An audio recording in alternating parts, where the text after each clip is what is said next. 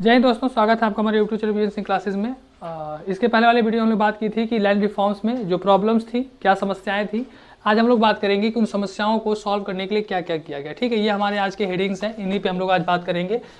पहला तो ये किया गया कि जो इंटरमीडिएट्स थे यानी कि जो मध्यस्थ थे उनको ख़त्म किया गया।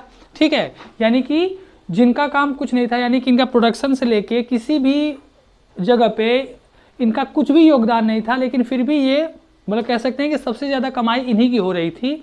ठीक है, और एक तरह से ये पैरासाइट बने हुए थे, इनको ख़त्म किया गया। ठीक है, अब पुराने समय से जब मतलब हमारे यहाँ जब से अंग्रेजों का शासन हुआ और तब से लेके देश की आज़ादी तक जो सिस्टम चल रहा था इंडिया में, वो था महालवाड़ी, रैयतवाड़ी और जमींदारी। ठीक है, ये सिस्टम हमारे यहाँ चल रहा था। ठीक है, इसके अंतर्गत क्या था कि जो लैंड ओनर्स थे, जिनके पास ज़मीनें थी, उनसे छीन के एक पर्टिकुलर आदमी को, जो लैंड लॉर्ड होता था, उसको पूरे ज़मीन का मालिकाना हक दे दिया गया।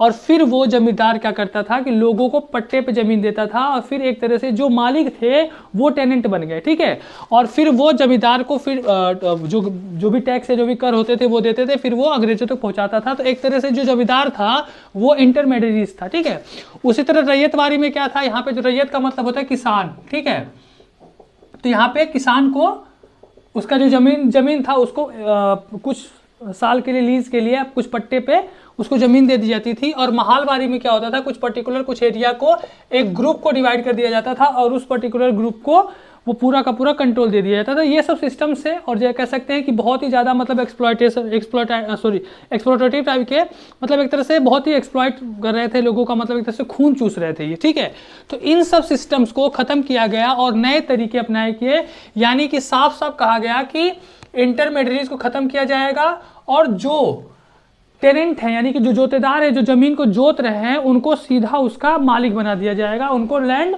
ओनर्स बना दिया जाएगा। ठीक है, दूसरा ये किया गया कि टेनेंसी रिफॉर्म्स। ठीक है, यानी कि जो काश्तकारी जो सिस्टम था, यानी जो रिफॉर्म हुआ, यानी कि जो खेत के रिलेटेड जो चीज़ें थी, पहला तो ये किया गया कि रेगुलेशन ऑफ रेंट, यानी कि जो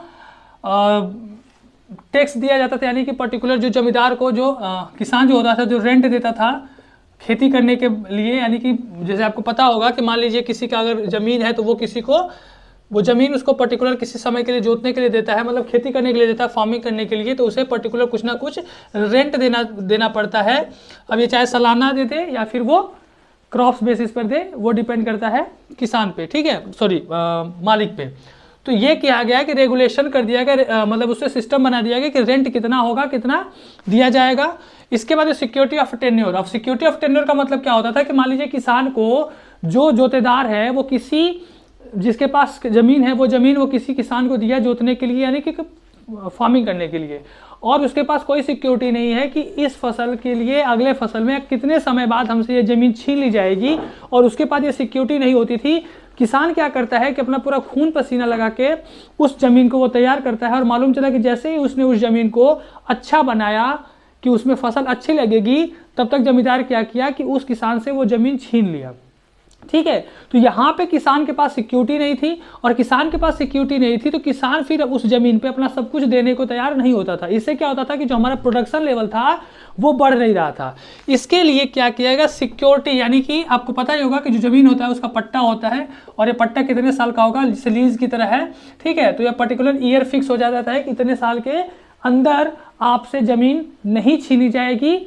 और धीरे धीरे ये किया गया कि जो ज़मीन थी उसको जो काश्तकार थे, यानी कि जो किसान थे, जो जोतेदार थे, उनको वो ज़मीन का धीरे धीरे उनको ओनरशिप देना शुरू किया गया, यानी को मालिकाना हक देना शुरू कर दिया गया। Ownership of rights to tenant वही है कि जो जोतेदार थे, जो किसी का खेत लेकर जोत रहे थे, बो रहे थे और फार्मिंग कर रहे थे, धीरे धीरे उनको उसका हक दे दिया गया, यानी कि उसको उनका मालिक बना दिया गया।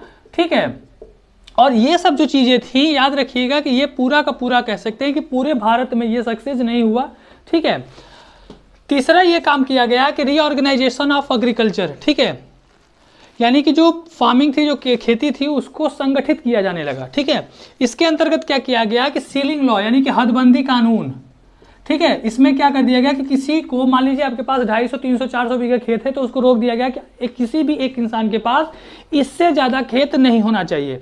यानी कि आपका जो राइट है कि आपके पास कितना एकड़ ज़मीन है, कितना हेक्टेयर ज़मीन है, उसको सील कर दिया गया और उसके ऊपर जो ज़मीन होती थी उसको, जिसके पास जो लैंडलेस लोग होते थे, फार्मर्स होते थे, उनको वो ज़मीनें दी जाती थी। और ये बहुत हद तक मतलब कह सकते हैं कि कुछ एरियाज़ को ले लें हम, वेस्ट बंगाल, आंध्र प्रदेश, ठीक है, ऐसे कुछ एरियाज़ को ले लें तो ये पूरे भारत में फेल था, ठीक है।